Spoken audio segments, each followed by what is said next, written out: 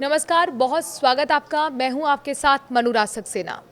सावन शुरू होने से पहले ही कांवड़ यात्रा पर सियासी घमासान शुरू हो रहा है।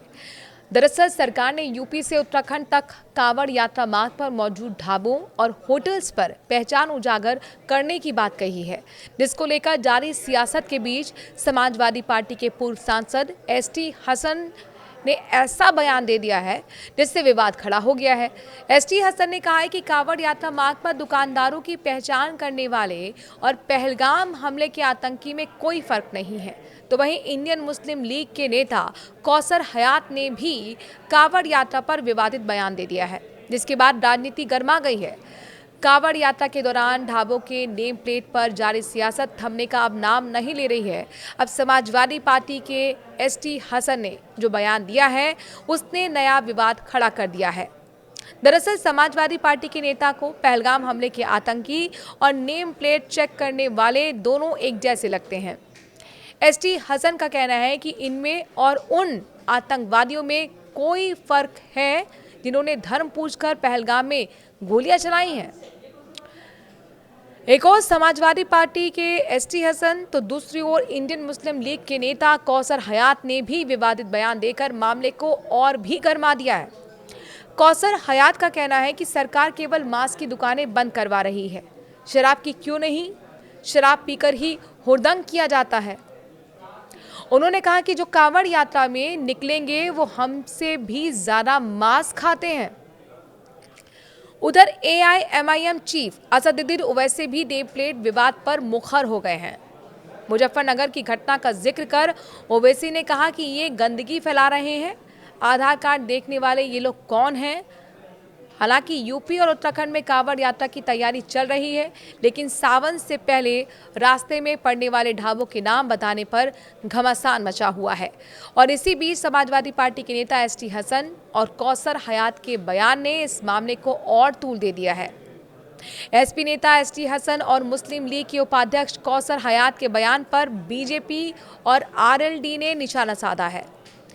बीजेपी का कहना है कि सपा नेता एसटी हसन ने नेम प्लेट चेक करने वालों की तुलना पहलगाम के आतंकियों से करके पाप किया है। वहीं साधु संतों ने भी अपनी प्रतिक्रिया दी है। उन्होंने कहा है कि कांवड़ यात्रा भगवान के लिए होती है और इस पर राजनीति नहीं होनी चाहिए।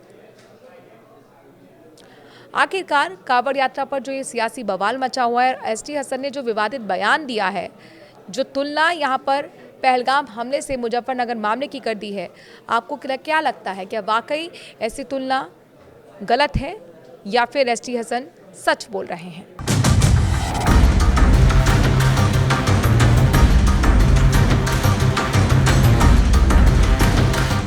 कांवड़ यात्रा के दौरान ढाबों के नेम प्लेट पर जारी सियासत थमने का नाम नहीं ले रही है। अब समाजवादी पार्टी के एसटी हसन ने जो बयान दिया है, उससे नया विवाद खड़ा हो गया है।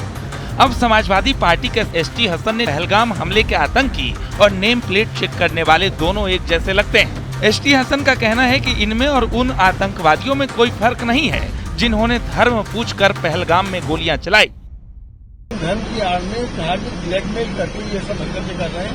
किसी ने ये राइट दिया इनको कि ढाबों की चेकिंग करें? कि किसी ने इनको ये राइट दिया कि लोगों की पैंटें उतरवाएं? क्या इनमें और उन आतंकवादियों में कोई फर्क है जिन्होंने धर्म पूछ के पहलगाम के अंदर गोलियां मारी थी? ये भी एक तरह के आतंकवादी हैं और वो भी आतंकवादी हैं। एक और समाजवादी पार्टी एसटी हसन तो दूसरी ओर इंडियन मुस्लिम लीग के नेता कौसर हयात ने भी विवादित बयान देकर मामले को गरमा दिया है। कौसर हयात का कहना है कि सरकार केवल मांस की दुकानें बंद करवा रही है, शराब की क्यों नहीं? शराब पीकर ही हुड़दंग किया जाता है। उन्होंने कहा कि जो कांवड़ यात्रा में निकलेंगे वो हमसे भी ज्यादा मांस खाते हैं। शराब की दुकानें क्यों बंद नहीं होती? शराब पीकर हुड़दंग किया जाता है, शराब पीकर व्यभिचार किया जाता है, शराब पीकर क्या नाम उल्टे सीधे तमाम हरकतें की जाती हैं। शराब की दुकानें बंद नहीं होती, गोश्त की दुकानें बंद होंगी और वो लोग गोश्त खाते हैं। जो लोग आज ये क्या नाम कांवड़ यात्रा में निकलेंगे वो हमसे ज्यादा गोश्त खाते हैं। तो ये सब क्या है? तमाशा है कि आप सिर्फ और सिर्फ मुसलमानों के खिलाफ एक एक्शन लेने के लिए सब मुसलमानों के क्या नाम अपनी अपनी दुकानों के नाम बताएंगे। उधर एआईएमआईएम चीफ असदुद्दीन ओवैसी भी नेम प्लेट विवाद पर मुखर हो चुके हैं। मुजफ्फरनगर की घटना का जिक्र कर ओवैसी ने कहा कि ये गंदगी फैला रहे हैं। आधार कार्ड देखने वाले ये लोग कौन हैं? ये समझ में नहीं आ रहा कि 10 साल पहले इन जगहों पर कुछ नहीं होता था, पीसफुली सब कांवड़ यात्रा जाते थे। अब ये क्यों हो रहा? और फिर वो होटल पे गए, एक पकड़ लिए एक आदमी को, उसका आधार कार्ड दो, बोले वो नहीं। ये होते कौन? ये विजिलेंटी होते कौन ग्रुप्स? ये सरकार चला रहे या फिर एडमिनिस्ट्रेशन सरकार चला रहा? उसका आधार कार्ड नहीं मिला तो बोले पैंट उतारो। क्या है ये गंदगी है? और फिर बाद में मालूम हुआ पुलिस नोटिस दी। नोटिस देने से नहीं, उनको अरेस्ट करो, रोको आप उनको। तो बेचारा उसका नाम गोपाल है। क्या है तमाशा है? किसको राइट है जाके होटल में? कौन है आप बोलने वाले? किसके आप जाते कैसे होटल में आप? हालांकि यूपी और उत्तराखंड में कांवड़ यात्रा की तैयारी चल रही है, लेकिन सावन से पहले रास्ते में पड़ने वाले ढाबों के नाम बताने पर घमासान मचा हुआ है। और इसी बीच समाजवादी पार्टी एसटी हसन और कौसर हयात के बयान ने इस मामले को और तूल दे दिया है। भाजपा सरकार धर्म के आधार पर भेद नहीं करती है, ये नासमझ लोग नहीं जानते और ये केवल एक पक्षी चीज देखते हैं। क्या ये कांवड़ यात्रा आज से निकल रही है? ये सैकड़ों साल पुरानी ये प्रथा है और हर सरकारों ने अपने समय, हर सरकारों के समय निकली है। ये अलग बात, किसी ने ध्यान नहीं दिया। अब कि पत्थर बरसते रहते थे, कोई ध्यान नहीं देता था। अब पत्थर की जगह फूल बरसते हैं हेलीकॉप्टर से, वो इनको दिखाई पड़ता है। तो क्या फूल न बरसाएं?